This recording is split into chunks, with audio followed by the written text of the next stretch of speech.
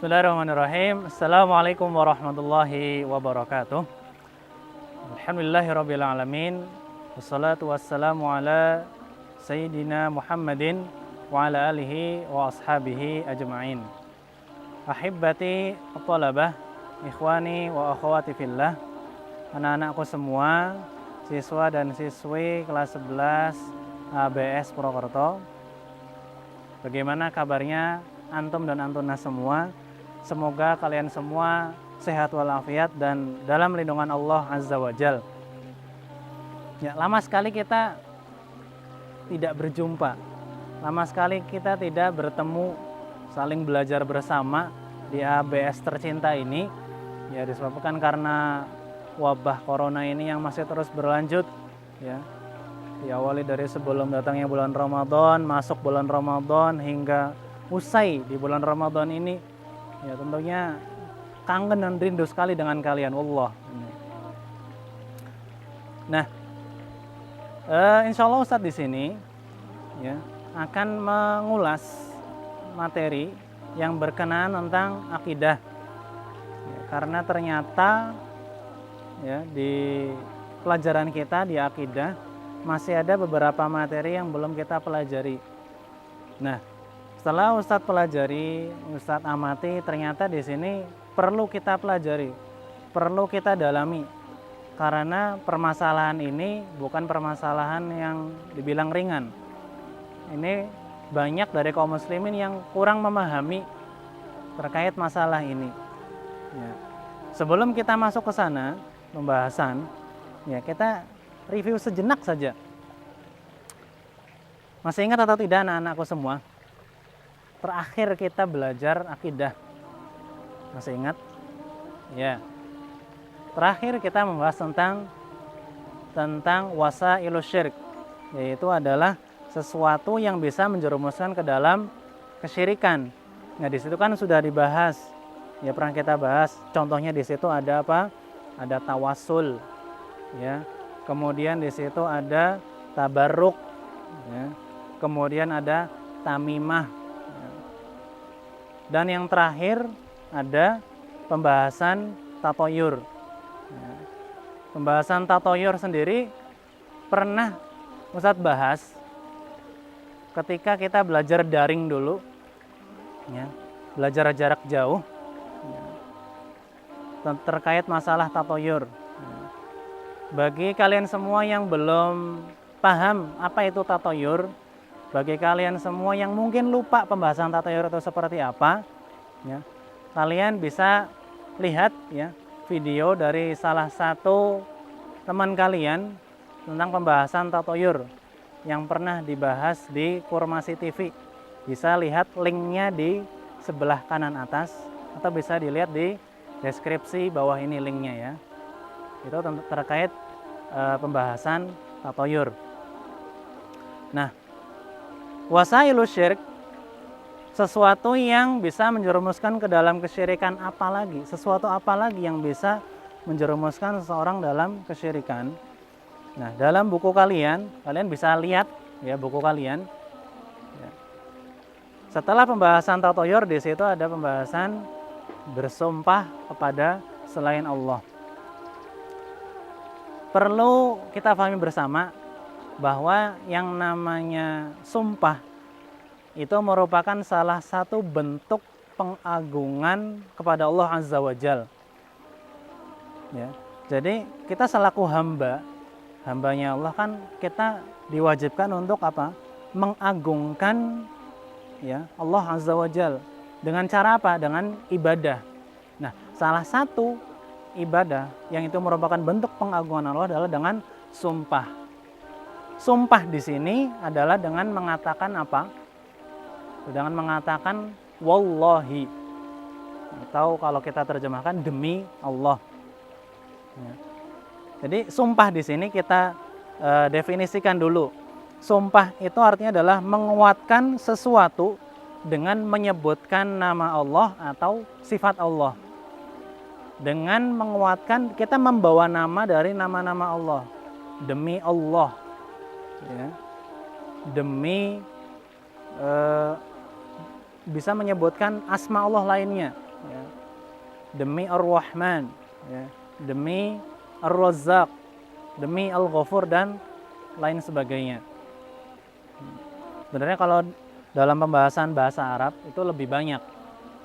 Kata sumpah tidak hanya wallahi, bisa tallahi, ya, bisa billahi. Ya, namun yang umum adalah wallahi. Nah, sumpah di sini syarat sahnya apa? Boleh atau dikategorikan sumpah yang benar itu apa? Harus menyebutkan nama Allah. Ya, harus menyebutkan nama Allah. Boleh nggak selain nama Allah? Nah, boleh. Yaitu apa yang diperbolehkan? Sifat Allah. Selain nama Allah, boleh menyebutkan sifat Allah. Contohnya apa? Contohnya adalah sebagaimana dalam Al-Quran, Allah Subhanahu wa Ta'ala menyatakan, qala fa bi'izzatika la ughwiyannahum ajma'in. Ketika itu iblis ya bersumpah kepada Allah, yaitu apa? Sesungguhnya dengan kekuasaan Engkau, aku akan menyesatkan manusia semuanya. Nah, di situ Allah tidak membantah atau tidak menyanggah atas perkataan iblis tadi. Jadi perkataan iblis tadi kan dia bersumpah dengan kekuasaannya Allah. Allah tidak membantahnya sama sekali, berarti menandakan apa? Bahwa sumpah kepada sifat Allah itu diperbolehkan. Ada lagi nggak, Sat? Sumpah selain nama Allah, selain sifat Allah. Ada, apa itu? Yaitu adalah sumpah kepada Al-Quran. Ya. Sumpah kepada Al-Quran diperbolehkan. Ya. Jadi kayak para pejabat ya, biasa apa? Ketika mereka sudah dilantik, diberikan Al-Quran, kemudian diucapkan janji setia atau sumpah. Ya, demi Allah saya akan melakukan atau mengemban amanah ini dengan baik dan seterusnya. Jadi sumpah dengan Al-Quran diperbolehkan. Kenapa? Karena Al-Quran merupakan kalamullah, dan ini merupakan kesepakatan para ulama Ahlus Sunnah wal Jamaah bahwa kita harus meyakini bahwa Al-Quran adalah kalamullah, firman-Nya Allah. Nah, karena Al-Quran isinya adalah kata-kata firman Allah, maka konsekuensinya adalah apa? Konsekuensinya adalah di situ kita harus meyakini betul bahwa di situ terkandung nama dan sifat Allah, maka di situ boleh yaitu bersumpah atas nama Al-Quran. Nah, tapi perlu jadi catatan semua anak-anakku bahwa dalam bersumpah ini jangan over, terlalu banyak bersumpah. Ya, bersumpah itu memang harus ditepati, tapi jangan dikit-dikit sumpah. Tanya, kamu sudah makan belum? Wallahi, saya sudah makan. Ya. Kamu tadi seharian belajar enggak? Wallahi, belajar. Jangan apa? Dikit-dikit sumpah, walaupun itu benar. Kenapa? Allah Subhanahu wa Ta'ala berfirman, wahfadzu aimanakum. Jagalah sumpah-sumpah kalian. Jangan meremehkan atau menganggap mudah terkait masalah sumpah. Nah, sekarang kalau sumpah kepada selain Allah bagaimana? Nah, sumpah kepada selain Allah, ya, contohnya dulu deh biar lebih ngena. Contohnya apa? Contohnya demi bapakku, nah, demi ibuku, ya, demi apa lagi? Demi Nabi Muhammad, ya, saya tidak melakukan apa-apa. Demi Ka'bah, ya, saya sudah sholat tadi. Itu adalah contoh sumpah yang terlarang, tidak diperbolehkan. Ya. Kenapa? Karena ini bisa menjerumuskan ke dalam syirik. Saat syirik apa? Bisa syirik besar, bisa syirik kecil. Syirik besar, kalau apa? Syirik besar, ya, seseorang bersumpah kepada selain Allah bisa masuk kategori syirik besar kalau dia niatkan bahwa ucapan sumpahnya itu dengan penuh pengagungan, ya, disertai pengagungan kepada apa yang dia sumpahi. Dia sumpah kepada Ka'bah. Dia hanya mengagungkan kepada Ka'bah saja, tidak kepada Allah. Ya. ini bisa masuk ke dalam syirik besar. Demi Mbah Anu, dia berkeyakinan apa? Dengan Mbah Anu, saya harus melakukan ini itu, ya. Maka ini masuk kategori syirik besar. Syirik kecil itu seperti apa? Orang bersumpah bisa masuk ke dalam syirik kecil kalau tidak ada niat sama sekali mengagungkan dari apa yang dia ucapkan dari kata sumpah tadi, ya. Demi Mbah Anu, ya, saya sudah melakukan hal ini. Ya. Kalau seperti itu, tanpa ada rasa pengagungan sama sekali, masuk ke dalam syirik kecil. Ya. Jadi wasailu syirik, sesuatu yang bisa menjerumuskan ke dalam syirik, ya, itu dilihat dari apa? Niat, maksud dari si pengucap tadi. Maksudnya untuk apa? Nah, kemudian lanjut, ada beberapa orang, ya, ada segelintir orang yang tidak mau sumpah kepada selain Allah dengan alasan nanti takut bohong, ya. Namun sebelumnya deh ya, tadi ada yang tertinggal sedikit, mohon maaf, bahwa berbuat atau mengatakan sumpah kepada selain Allah tadi kan hukumnya apa? Syirik. Nah, itu ada dalilnya nggak? Ada dalilnya.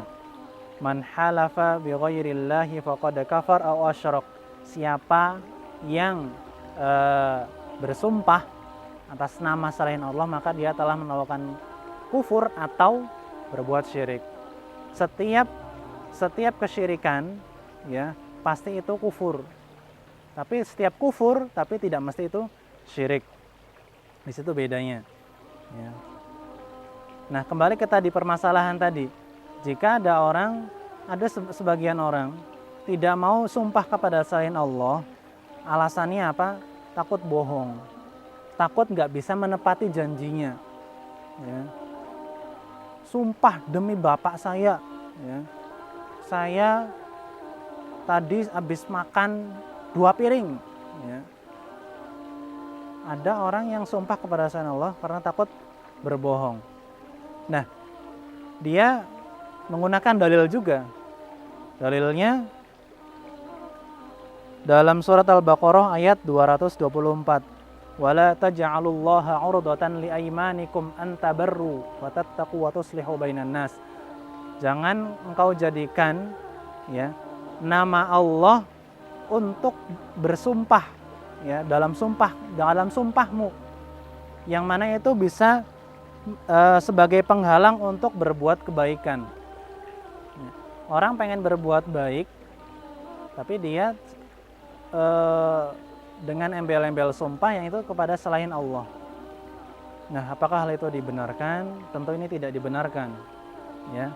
Kita bisa jawab dari kasus tadi bahwa di situ ada satu riwayat yang dibawakan oleh Mis'ar bin Qaddam. Ia berkata, Abdullah berkata, li'an ahlifa billahi kadiban ahabbu ilayya min an ahlifa bi ghairillahi shadiqan. Aku, ya, kata Abdullah, aku bersumpah kepada Allah berbohong. Aku bersumpah bohong, aku bersumpah dusta. Aku bersumpah dusta kepada Allah itu lebih aku sukai daripada aku bersumpah kepada selain Allah dengan jujur, ya. Jadi ini bukan masalah remeh, bahwa yang namanya sumpah itu harus nama Allah Azza wa Jalla, tidak kepada selainnya. Nah, sedangkan makna atau tafsiran dari ayat tadi, wala taj'alullaha 'urdatan liaymanikum, kata Ibnu Katsir rahimahullah, dinukilkan oleh Ibnu Katsir. Kemudian sahabat Ibnu Abbas radhiyallahu anhu berkata, maksudnya adalah hapuslah, ya, sumpahmu itu yang tidak benar dengan melakukan suatu kebajikan, suatu amal baik, ya. Jadi jangan sampai bersumpah yang jelek, kemudian dia lakukan. Hapuslah sumpah yang jelek itu dengan melakukan kebajikan. Ya. Nah, kemudian yang berikutnya adalah bagaimana posisi kita ini. Tadi kan kita orang yang bersumpah harus melakukan hal demikian tadi. Seandainya posisi kita adalah orang yang meminta untuk disumpah. Ayo, kamu sumpah. Tadi kamu melakukan itu enggak? Nah, posisi kita adalah menodong orang itu untuk melakukan sumpah. Sikap kita bagaimana? Sikap kita adalah harus menerima apa yang dia katakan sumpah tadi, harus kita terima, harus kita ridhoi. Sebagaimana ya dalam sabda Nabi Shallallahu Alaihi Wasallam, ya, la tahlifu bi abaikum, ya, janganlah kamu itu berdusta, janganlah kamu itu bersumpah, janganlah kamu bersumpah atas nama bapakmu. Ya. Man halifa billahi falyasduq, siapa yang sumpah atas nama Allah harus tepati janjinya. Wa man halifa lahu falyardha, dan siapa yang dimintai untuk disumpahi, siapa yang minta untuk disumpahi maka dia harus menerima sumpahnya. Dan siapa yang tidak ridho, wa man lam yardha falaysa minallah, siapa yang tidak menerima sumpahnya maka dia bukan termasuk golongan Allah. Maka kalau menginterogasi seseorang, contohnya dia sudah mengatakan wallahi saya tidak melakukan ini itu, wallahi tadi saya melakukan ini itu aja, maka posisi kita adalah apa? Menerima, tidak boleh mencelakai atau menciderai dirinya. Ya, setelah tadi kita sudah menyimak terkait masalah sumpah, apakah sumpah itu modelnya beragam? Ya, bahwa sumpah itu ada 3 macam. Sumpah ada 3 macam. Ada apa saja? Yang pertama ada namanya al-yaminul lahu, yaitu adalah sumpah ya yang mana dia melakukannya, mengucapkannya tidak ada maksud, tidak ada niat untuk bersumpah, atau bahasa kita sumpah mainan, atau enggak ada niatan sama sekali. Yang kedua ada namanya al-yaminul ghamus. Apa? Al-yaminul ghamus, yaitu adalah sumpah bohong, sumpah palsu. Ya, bahasa kita sumpah palsu. Yang ketiga ada al-yaminul munaqad, yaitu adalah sumpah yang benar, sumpah yang sengaja, sumpah yang disengaja. Dia bermaksud untuk melakukan sumpah, mengucapkan sumpah. Kita bahas satu persatu. Ya. Tadi yang pertama apa? Al-yaminul lagwu, yaitu sumpah yang diucapkan tidak sengaja. Tidak ada maksud sama sekali untuk mengucapkan sumpah. Contohnya apa? Seperti halnya orang Timur Tengah ya, kebanyakan orang Arab. Dikit-dikit ngomong wallahi, ila aina anta dhahib? Wallahi ana dhahib ila al-madrasah.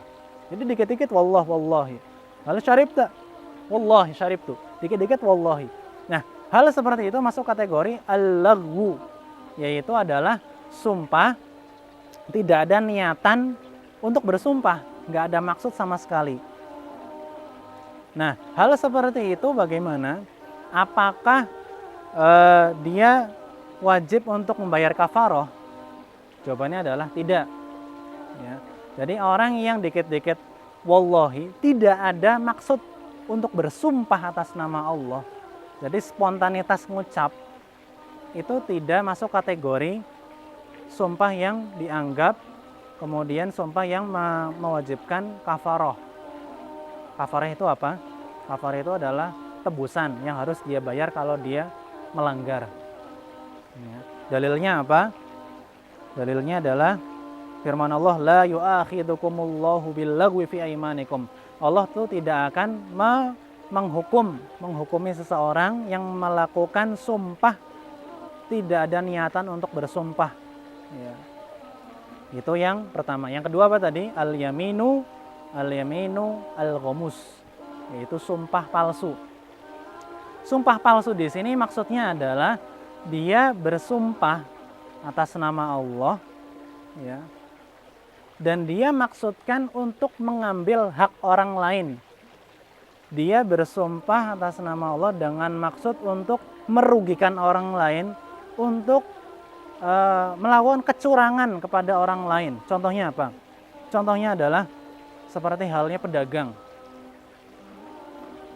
Ada seorang pembeli datang, "Pak, ini buah-buahnya gimana?" Kemudian penjualnya bilang, "Wallahi ini hasilnya buah-buahnya bagus-bagus semua ini. Nih dilihat. Ternyata apa? Aslinya bosok. Aslinya itu barang-barang atau buah-buahan yang nggak layak, yang beracun." Ya. Atau sumpah-sumpah, misal orang yang dijabat, ya, orang-orang yang dijabat sumpahnya, ya, apakah kamu beneran bersaksi bahwa akan menjalankan amanah untuk memimpin negeri ini, contohnya, ya, demi Allah saya melakukan ini, tapi dia maksud tujuannya apa? Untuk mencurangi orang, mencurangi rakyatnya. Nah, ini tidak diperbolehkan.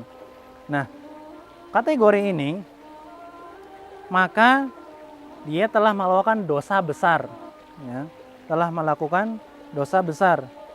Apakah ada kafaratnya? Tidak ada kafarat, tapi dia apa? Berdosa besar dan wajib bagi untuk bertaubat, ya.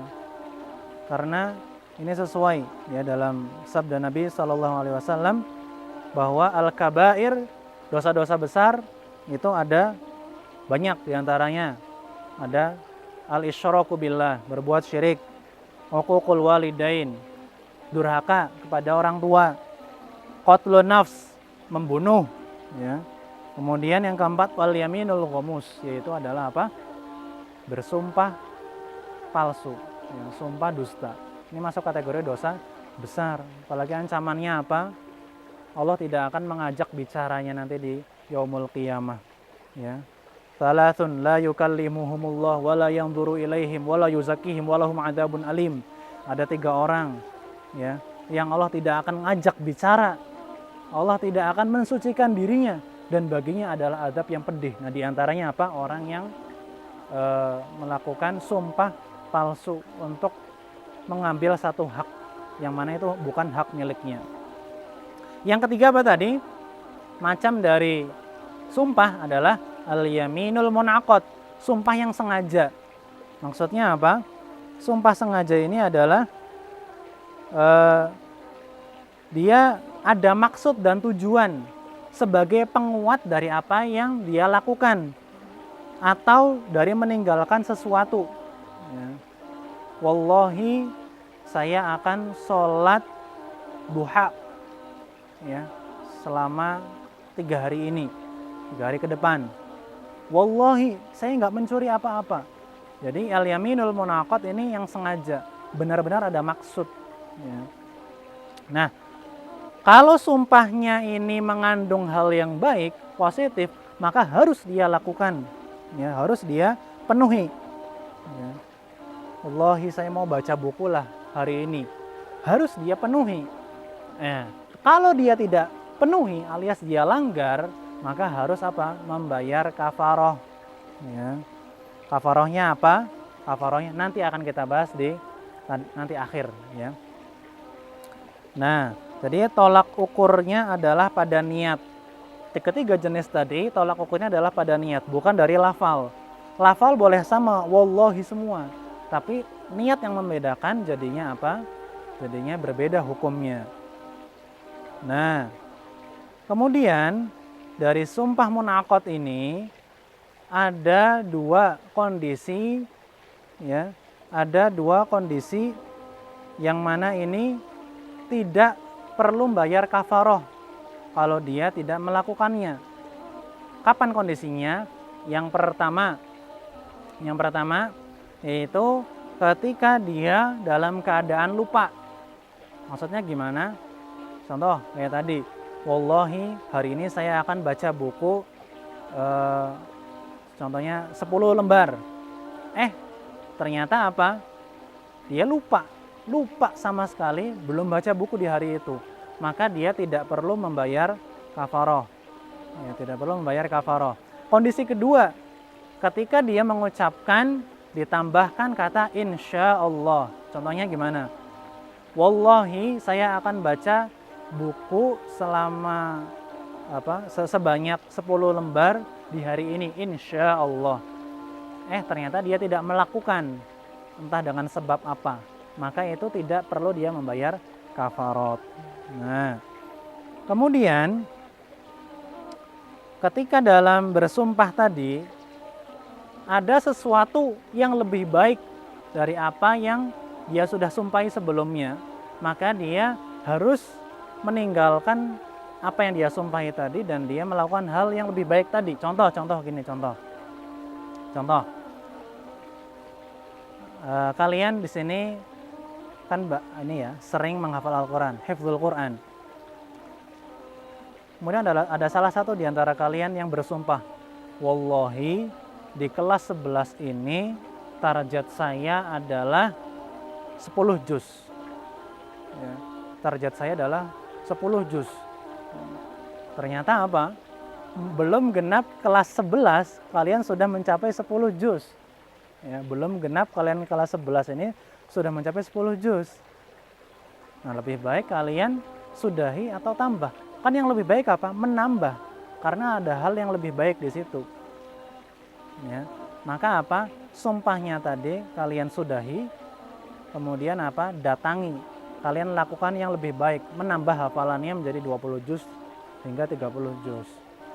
Ya, ini sesuai sabda Nabi, man halafa ala yaminin, siapa yang bersumpah atas sesuatu fara'a ghairuha khairan minha, kemudian dia melihat ada sesuatu yang lebih baik daripada itu, falyatil ladzi huwa khair, maka lakukan apa yang lebih baik daripada itu tadi. Walikafir an yamini, dan jangan lupa apa? Dia membayar kafarat dari apa yang sudah dia batalkan tadi. Nah, sekarang kafaratnya apa? Dia harus bayar kafaratnya apa? Ada 4.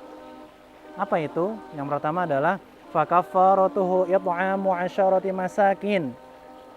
Ya, min awsati ma tut'imuna ahlikum. Yaitu dia membayar kafarat memberikan 10 orang miskin makanan. Yang apa? Makanan yang layak, yang biasa dimakan oleh kita. Kita kalau makan kenyang, itu seporsi ada apa aja? Nasi, lawuh, kemudian ada sayur. 10 orang. Kemudian yang kedua, au kiswatuhum, atau memberikan pakaian yang layak bagi orang miskin. Berapa orang? Sama, 10 orang juga. Au tahriru raqabah, atau membebaskan budak.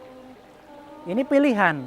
Boleh memilih mana di antara tadi 3. Nah, yang keempat, faman lam yajid fasiyamu thalathati ayyam. Kalau nggak mampu itu semua, maka dia harus apa? Berpuasa 3 hari. Apakah berturut-turut? Karena di ayat tersebut tidak dijelaskan secara berurutan, ya maka boleh. Ya, yang mau berturut boleh, mau diselang-seling juga bisa. Ya, ini kafaratnya orang yang melanggar dari sumpah. Begitu anak-anakku sekalian.